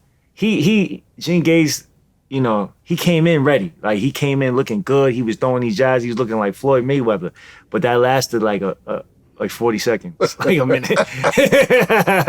Yo, bro, and that's why I say, like, I seen fights. It was a 40-second Floyd. Yeah, like he was looking good. I'm like, yeah. And then like 30, 40 seconds of it, it just went downhill. I don't think y'all realize, like I said, how hard it is. Like I did boxing for a little while until I broke my finger. Oh, you a boxer? No, I'm not going to say that. I'm not going to say that. I started. Yo, I would love to see that. I started training at one point. I was like, I don't know, my late 20s. I did it for a few months. I was like just kind of throwing punches in my house. I ended up, my hand ended up hitting my door frame. You shadow boxing? Yeah, I was just shadow boxing. And then what you do? Ended up hitting my hand against the door frame and fucking my finger up. Wow. It's still fucked up to this day. Damn, I bro, that's fucked up. Yeah. But I do remember sparring, you know, while I was training, and that shit is hard. Because you're just so worried about getting hit that you're spending so much energy. That's why, like, these dudes really, like, have to transform their bodies and tear themselves apart. Right. You know what I'm saying? So, for someone to actually do you got to be conditioned. You got to be conditioned. You know, street fighting is a lot different. I ain't gonna lie, street fighting, like, it shit don't last more than a minute. Sometimes, right. You know it's just maximum violence. Right. Possible weapons. It's over as quickly as you could make it to be over. In an actual match with a referee and rules and everything and ding and all that, yeah, it's a different story. Well, I just interviewed Lamar Odom, and he's supposed to fight Aaron Carter. Are they really gonna fight? There's a lot of They're really gonna fight, yeah. Wow. That's a real thing. Because I'm talking to the promoter. Aaron Carter is Backstreet Boy? What? Well, he was he's the brother of Nick Carter, who's in a boy band. What boy band? Wait, Aaron Carter was on your. How do I know him? He was on. He did a VladTV interview. Yeah, Nick Carter. So he's gonna fight Lamar Odom. Yeah, Nick Carter was. Wow, what's the beef about? Nick Carter was a member of the Backstreet Boys. Right. Aaron Carter, but had a big career as well. He had multi-platinum records and stuff like that. He was like the little brother. Right. So he's supposed to fight. He's a little Lamar Odom, who is 1.5 feet shorter, I think, 100 pounds lighter. Who, Lamar Odom is Lamar shorter? Odom. No, Lamar Odom is way bigger, way heavier, a professional athlete. Yeah. I don't know who thought this one up. This looks like a train wreck. Like, this looks like a total What's your train predictions? Wreck. What's my predictions? My prediction is that Lamar Odom's going to murder him. I'm hoping nobody dies in the ring. Yeah. You hoping he dies in the ring? I'm hoping nobody dies in the ring. Oh, I said, damn. I'm hoping nobody dies in the ring. No, I'm not hoping that either of my guests die in a ring. No, I don't want. Are you going to attend the fight? I may. I may. Yeah. I mean, I know the promoter. The promoter is the one that kind of like helped set up the Lamar Odom interview, and you know we got some footage from him and stuff like that. Yeah, I'll probably show up. Yeah, that's going to be a train wreck. That's going to be the biggest train wreck ever, I think. Personally, I think that's going to be the biggest train wreck ever. Right. What do you think about the Jake Paul? What was the main fight? It looked kind of rigged, quite honestly. You thought it was rigged? Yeah, that knockout didn't look legit. It didn't look legit. I mean, this guy's a real MMA fighter, a real MMA champ. The guy who he knocked out. For real? Yeah. I mean, he's out of shape now, but he was a real MMA champion. I didn't even know who he was. Yeah. Yeah. And he looked all happy walking off. He's smiling, whatever. Like, who's happy to get knocked out by Jake Paul? How much did he get paid off of that? Probably a lot. Right. Probably a lot. You know, but now Jake Paul has a real boxing career under his belt after the Nate Robinson thing. And now this, he got something kind of going on right now. We'll see what happens. Well, you being on my show for the past year or so, we've talked about the whole,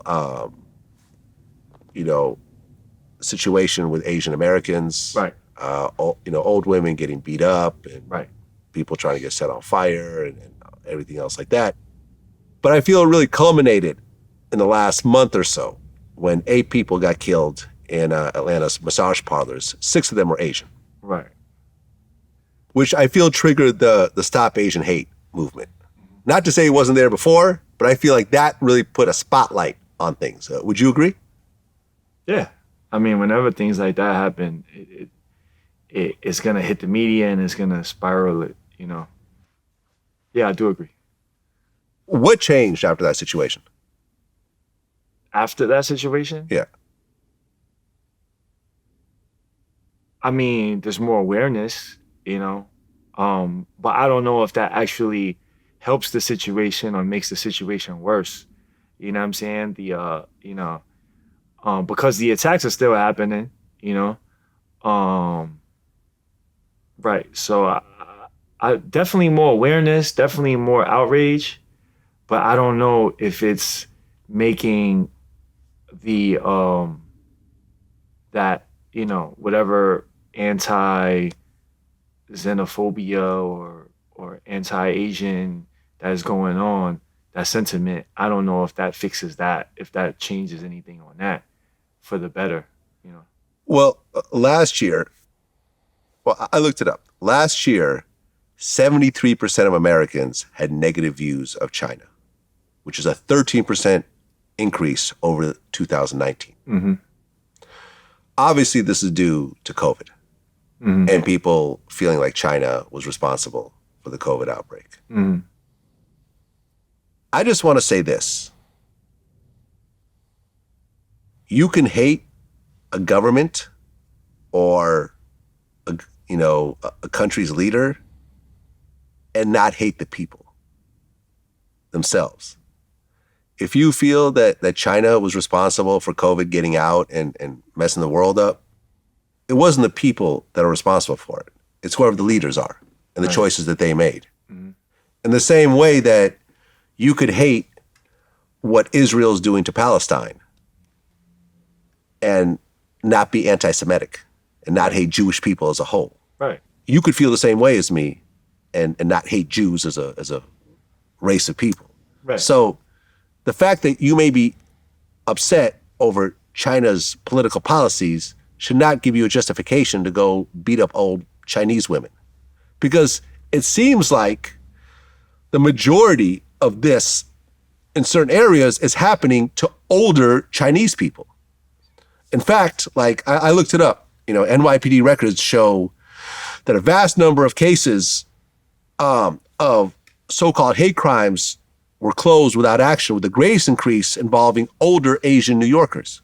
Not necessarily Chinese, because you don't even know if someone's Chinese or Japanese or Korean or whatever from the outside looking in. I'm sure you can look at a person and say, oh, he's Chinese or, he's Malaysian or whatever else. But to an average outsider, they don't understand the distinction. You go and beat up a Japanese person thinking they're Chinese. Like, it's just ignorant, on every level. Right. You know what I mean? In Los Angeles, hate crimes against Asians have more than doubled. So this is really, really a problem right now. Yeah, it is. Can it be improved?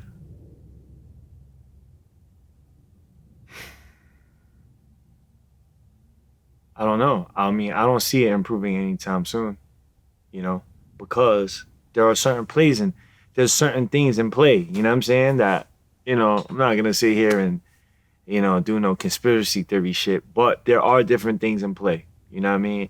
And there is a push for people to look at China in a certain way, and because of that push, it's affecting Asian people, not just Chinese people, because like you said, people can't determine who's Chinese and who's not. So everybody that's Asian is Chinese. And people don't understand that Asia is made up of 48 different countries. Right. Speaks 48 different languages. You know what I'm saying? With 48 different cultures and histories and shit. You know what I'm saying? So it's really a lot different. Like, just because somebody's Asian doesn't mean they know anything about China. You know what I'm saying? So I just feel like because of, what's going on in our world, and this is bigger, like it stems from something bigger than just the streets, like, what we know in LA or in New York. This is stemming from some worldly shit, right? Mm-hmm. And what we're seeing is just a byproduct of whatever agenda or whatever, shit is being pushed. So I don't see that agenda being not pushed, stopping. You know what I'm saying? And I feel like as the agenda keeps on being pushed for anti, Chinese sentiments and shit like that, anti-China or whatever, because of the government, because of what they're doing, and because of their rise or whatever, right? I feel like there's gonna be more, more sentiments, anti-Chinese sentiments and shit like that. So I honestly don't see these things stopping. Well, from my point of view, I think part of the problem is this. I think it's generally confirmed worldwide that this thing originated from Wuhan, China, right? But the problem is that the Chinese government does not take any responsibility for this at all. They try to say it came from the US at one point or Europe. The CDC came in and did an investigation to see if it came from a lab in China, that because there's a big, virus lab in Wuhan. And one of the theories is that it may have possibly just escaped, it came out of there. And the Chinese government doesn't really open up, their labs like that. They gave them very limited access. There is no level of, let's say reparations or whatever for all the damage that may have came from there. And there's no freedom of speech also in China. So you can't really, no one could be a whistleblower or whatever else in China without fear of massive retribution. Remember that first doctor in China that actually did blow the whistle on the virus. They try to put him in jail and stuff like that. He ended up dying from that shit. Right. So I think that there is a certain level of this is happening, but the country that is causing all this or that originated all this damage is not taking responsibility for it. And they may never will. Right. I mean, I don't really know too much about that. You know what I'm saying? I just know that, that has nothing, like you said, that has nothing to do with the people. Yeah. And once again, I want to bring it back full circle to this is not the people's fault. The Chinese government, the communist government in China made that decision to do that. The people did not vote this group of people in. It's a communist system where people, when it's time for new leadership, they make a decision amongst themselves. These are all billionaires that are making decisions amongst themselves and choosing the next leader and choosing people in the cabinets and so forth. The people are not involved in this. So for you to beat up an old Chinese lady like she somehow has something to do with it means you're an idiot. Right. But again, and I want to keep, I don't see this shit stopping anytime soon. Right. And so you said that, can it be fixed, right? Or what was the question? Well, something like that. Yeah, can it be fixed? Yeah. Improved. I feel like the only way that this situation can get improved is if, the Asian people understand that, we are going through this, right? And we have to accept it, right? And we have to start, changing certain things within our culture. You know what I'm saying? So that we can kind of, I guess, just address it a little bit more. And I don't think, the problem is, it's the media spinning this shit, right? They're doing whatever they're doing, right? They're spinning this shit. And then you see this agenda being pushed, right? And then you have people, all right, people be like, oh, well, Trump came on TV and he said, he said what he said, right? And the way he said it, I'm not saying that he wasn't, I'm not trying to argue that it didn't come from China or whatever, but it was just the way that he did it, right? It gave room for ignorant people to be ignorant. You know what I'm saying? The way that he responded to it, the way that the media spun it, you know what I'm saying? It gave room for ignorance to just thrive. You know what I'm saying? And then now what we're seeing is byproducts of that, right? So people be like, well, the majority of the people that's doing attacking don't even follow Trump, whatever, But it's not really that. It's just that when somebody says that, it goes down, it trickles down.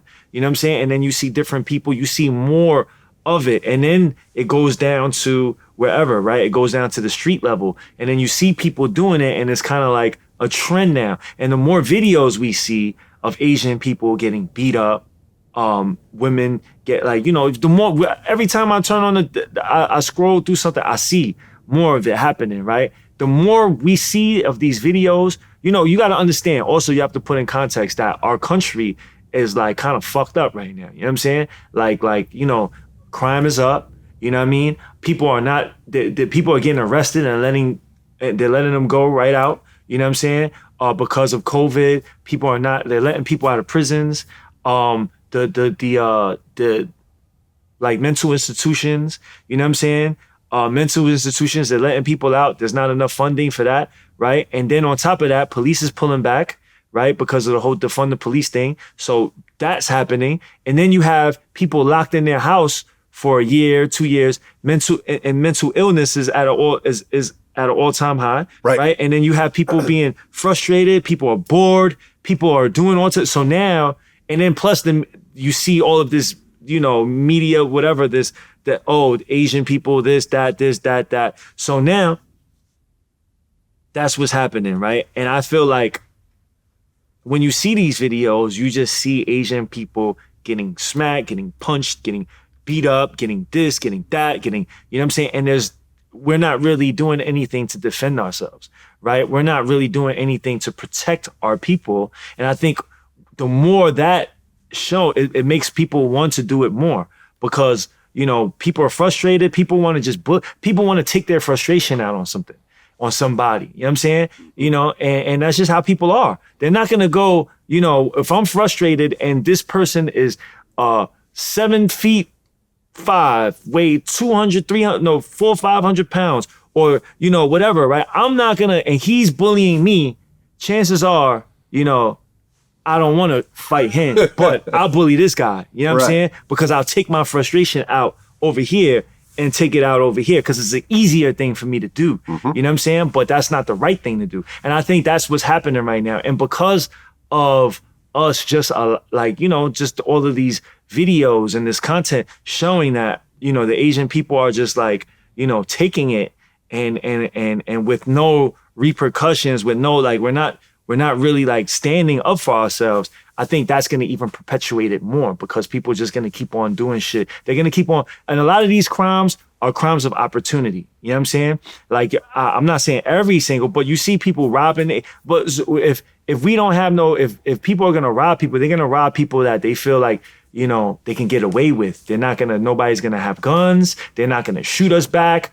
The people are just going to stand there and watch it happen. The police aren't really going to go too crazy because, whatever reasons, right? So I feel like the more we see that, the more you're going to see more people going towards the direction of the people they feel like they can take advantage of, the people that are meek and the people that are weak and stuff like that. You know what I'm saying? So I feel like we gotta tighten up a little bit. You know what I'm saying? The Asian communities should tighten up a little bit. We should be taking more, because our culture is our culture is to avoid confrontation.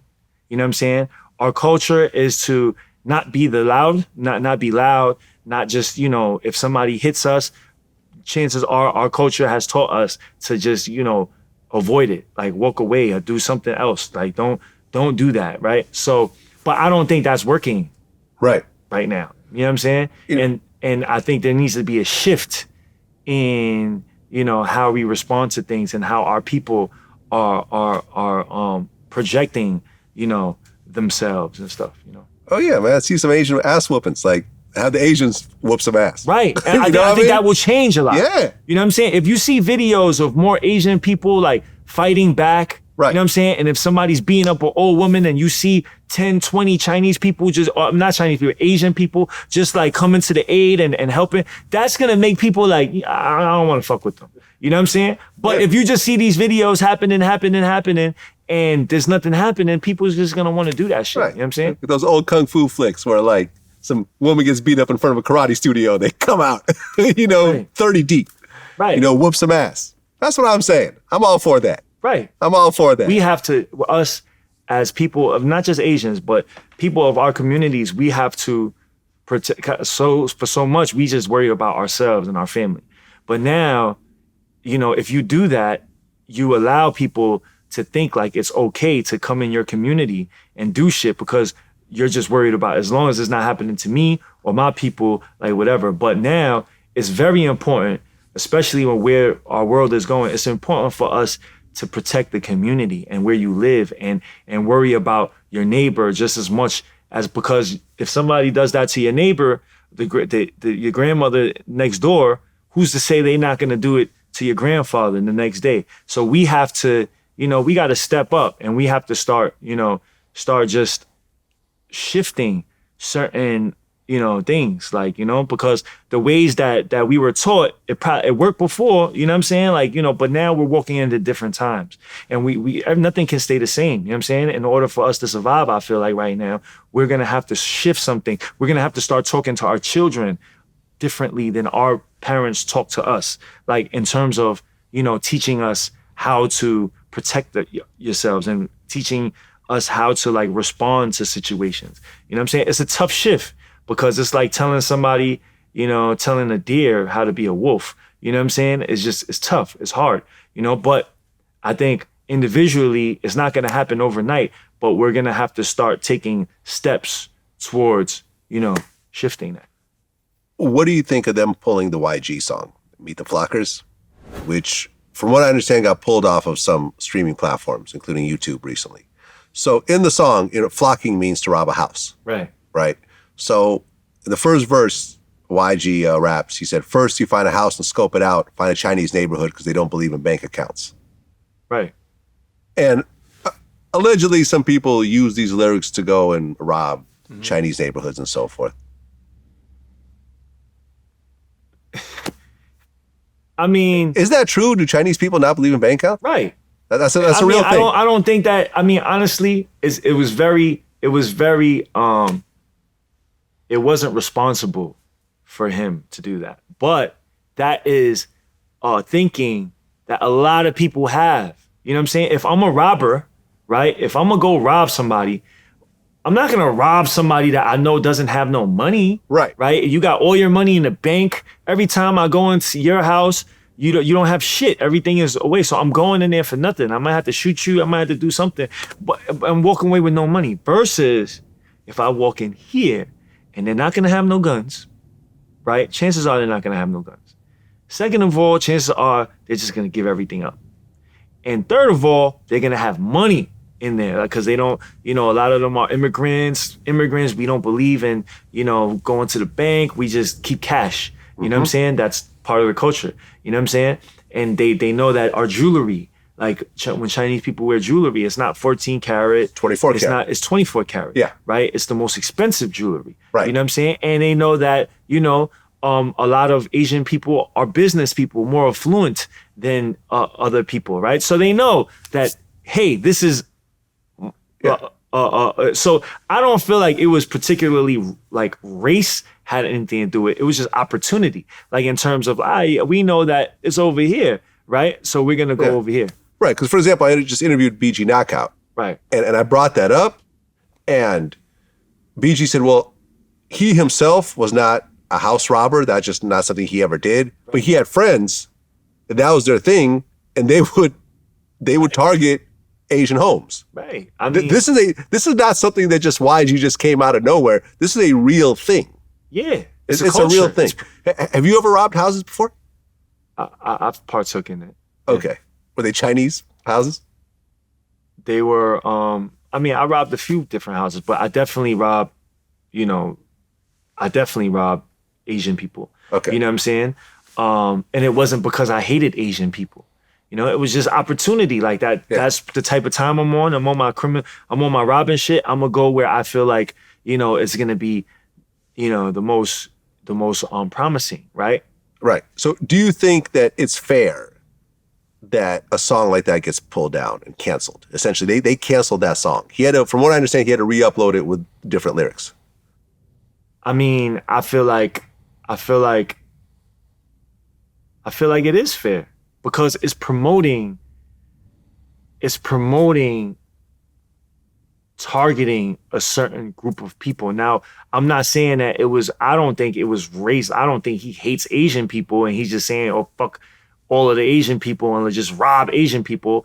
But I don't think that. I think he is a crime of opportunity. He's saying that that's where the opportunity is at. But if it's kind of instructing people to do that, you know what I'm saying? And I do feel like, I don't feel like that's responsible. And I feel like, a lot of people took that and I mean, look, I remember when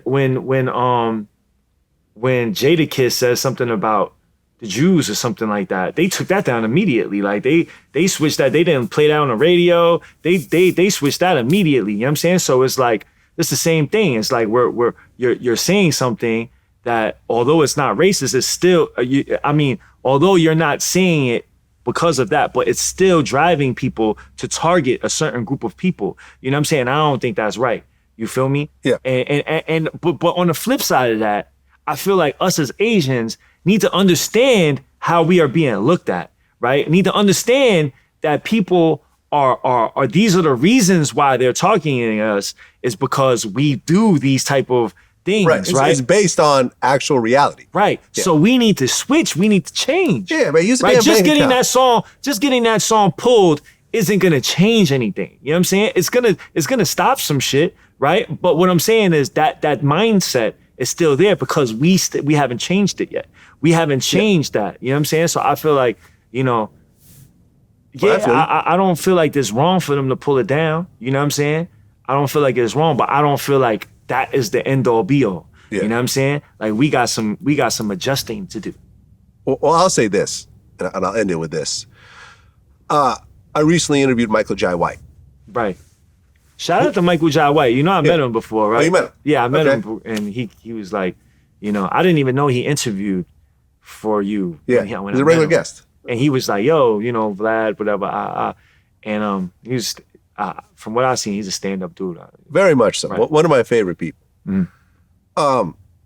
And before I say this, I just want to preface it with Michael spends a lot of time in Asia, speaks very highly of Asian people, Chinese people, and so forth. His movies do very well in Asia, because they're all action films, fighting films, and so forth. But he brought up an interesting point. He said, white people oppose BLM, Black Lives Matter, and would say all lives matter. But you haven't really heard anyone say, when it comes to stop Asian hate, stop all hate. I think it's an interesting point. What's your take on that? I would say that, he has a point. You know what I'm saying? I would say that he has a point.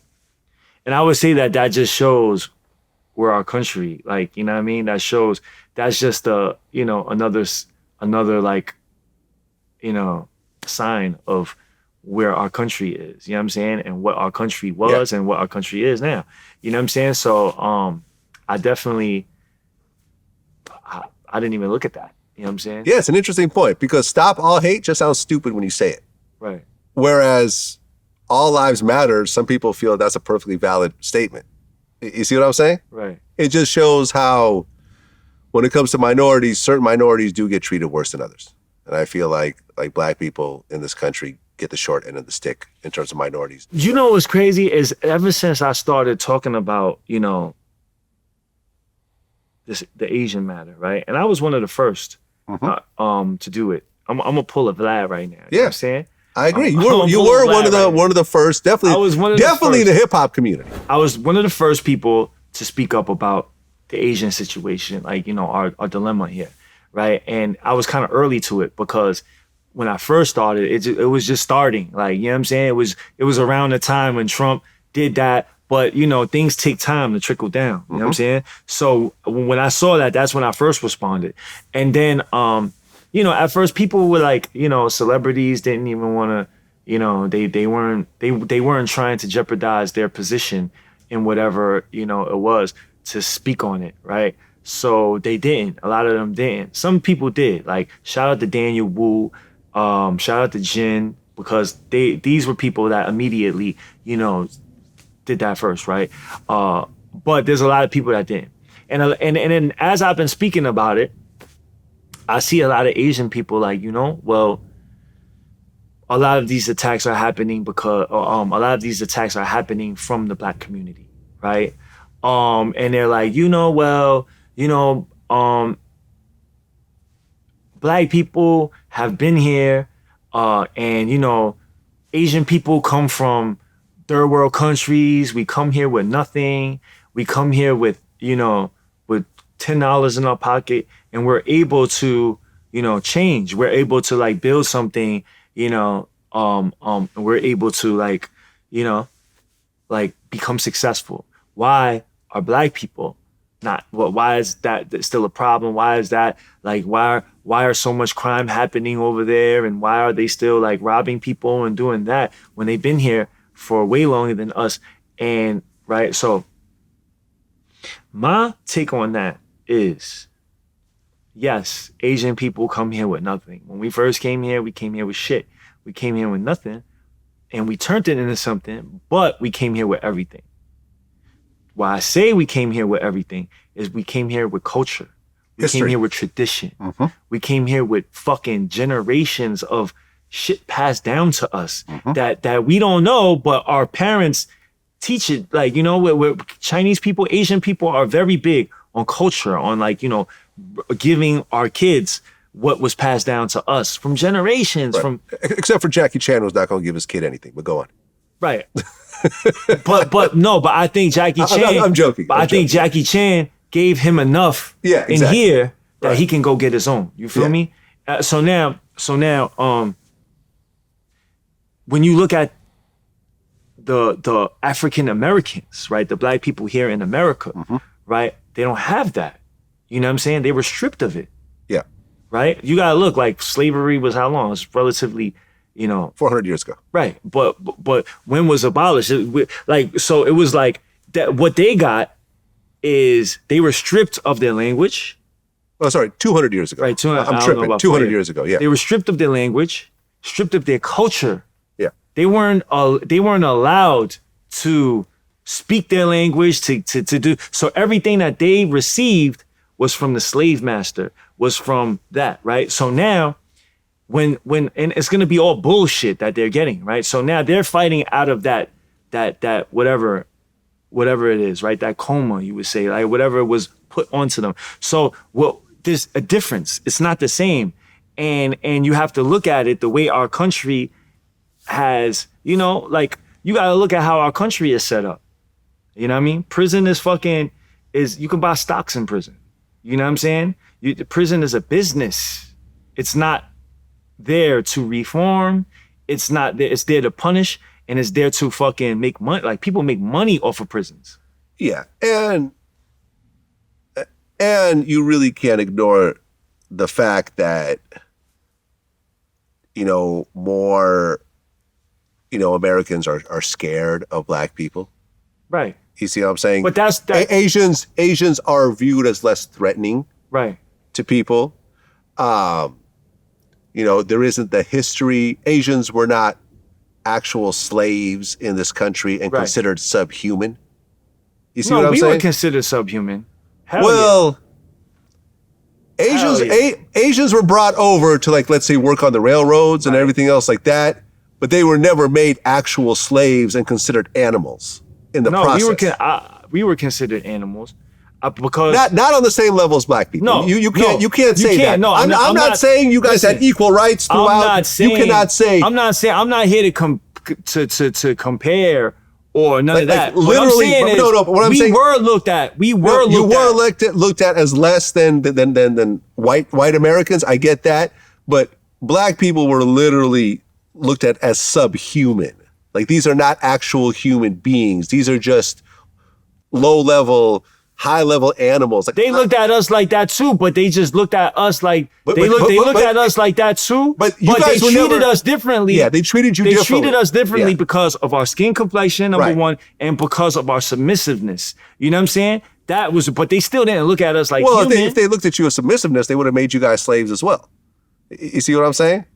Right, but Asians were never slaves in America. Let's just put that out. They weren't slaves in America, but they were indentured servants. Yes. And it was just different how they were brought over here, right? It was just different how they were brought over here. But what I'm saying is, Asians was looked at like subhuman. Asians, you gotta look at, you see all of the propaganda that was being pushed. We were looked at like fucking devils, like animals. You gotta look at the cartoons that they drew of us. They made us look like fucking like the devils. Like they made us look like, you know what I mean, like that. And the Chinese Exclusion Act, all of the, they had all of that shit. You know what I'm saying? So what I'm saying is, I'm not here to compare. Like I said, I'm not here to compare the struggle of the black people in America and the Asian people in America, but we also have our fair share of struggle. You know what I'm saying? We have our fair share of struggle. You could Google it, bro. We've been here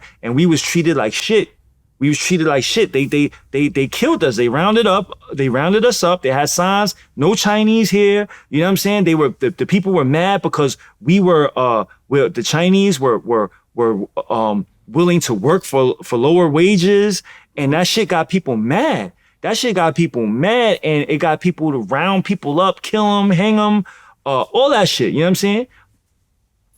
And again, that's not to say that, we're not comparing here. We're just saying that, we have to look at how America has treated the people from the beginning. You know what I'm saying? And I don't think it's really changed. I mean, it was changed certain parts, you know what I mean? But the underline of it, the base of it really is still the same. You know what I'm saying? Because there's still a lot of, and I feel like the way that America, the model minority myth, right? How we're looked at like, the model Asians are considered the model minority. Right. Very interesting phrase, by the way. Right. Model minority. Well, what do you think about that? It's basically saying y'all aren't really minorities. That's basically what it's saying. It's saying y'all are minorities, but you don't have any of the downside of a minority. You see what I'm saying? I think it says that's what that phrase means to me. Do I agree in that? I mean, minority is a minority. I mean, I think it says that the Asian people, hey, black people, you guys are supposed to be more like this. You know what I'm saying? You guys are supposed to be more like them. They can come here, they just be submissive, mind their business, don't make too much fuss, and they can be successful, right? And they hold it up like this, right? But in the actuality, the struggle is different. You know what I'm saying? Because what's done to the black communities hasn't been done to the, it's not the same. You know what I'm saying? So, and I feel like they use that to pit people against each other, to make people, to create more of a divide, and also to kind of like justify their fucking fuck shit. You know what I'm saying? So, and I think a lot of Asian people buy into that. A lot of people buy into that. And now, after, now that this shit is happening, it's like, what the fuck happened? Well, what happened was, we're really not that different. You know what I'm saying? Like, Okay. Before I let you go, I just want to mention that you actually feature on a new song called Waves. Uh-huh. I guess it's Hitter Castro featuring you and King Bags. Uh-huh. And I remember last time you were actually talking about quitting rap. Right. So what's going on with all that?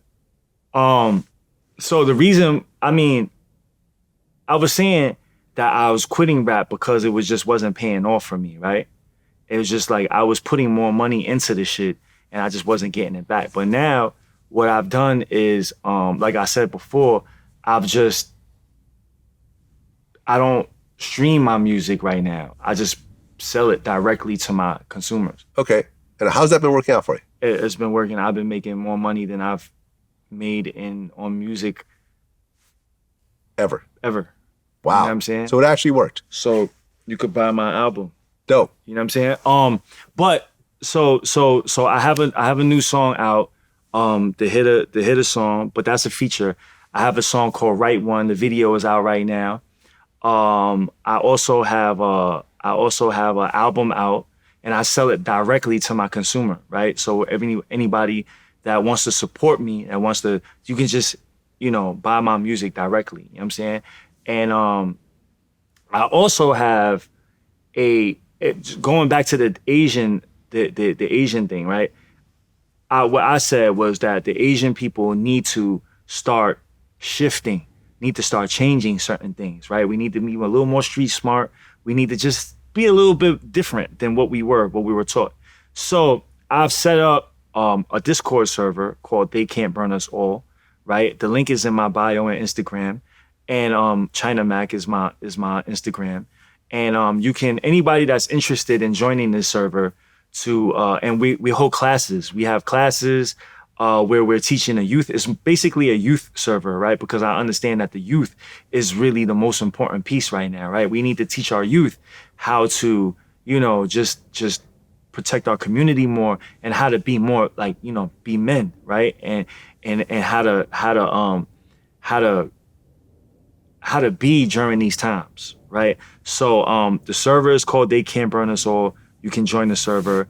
And also I have an album out and a video out. And yeah, go ahead and check my shit out. Yeah, and this really kind of goes to show how, as we kind of progress and the internet becomes more of a mature kind of entity, you really need to learn how to really connect with your super fans. Right. And how to monetize your content in different ways. So for example, in the past month or so, we actually introduced a VladTV YouTube membership service. I've seen that. Yeah. And what that is simply this. For everyone that's been watching VladTV for whatever, the past 13 years, nothing will change.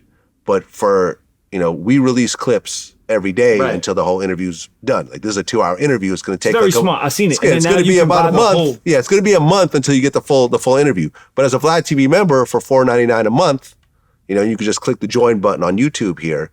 You actually get the full interview on the first day that the clip is released. So there's some people that's going to be able to watch this interview the whole way through. The first day. Wow. On the first day the clip is, put out, all the YouTube members could watch it on that same first day. Right. Ad free on top of that. And we've had thousands of people join at this point, and tons of people, new people join every single day. It's really exceeded my expectation. Right. It's like I should have done this earlier, but I think you did it at a good time because you people's been saying, I want to see the whole video. I don't want to wait. I don't want to wait. I want to see the whole interview. So, okay, now you can see the whole interview. Right. And that was super smart. And I think that, like I said about the Asian people, we need to shift in certain things. Like things are changing in the world. Same thing goes for artists and same thing goes for content creators.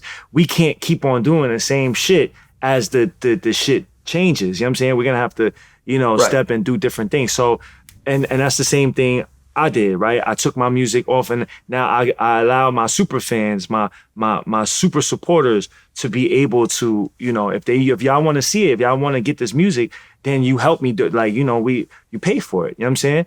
And that's how, and also a lot of people that's watching might know that I used to do a show called Mac Eats, and where I did like, eating foods and that was like a super hit for me. That really made my YouTube channel jump, and I kind of stopped doing it because I wasn't getting paid for it.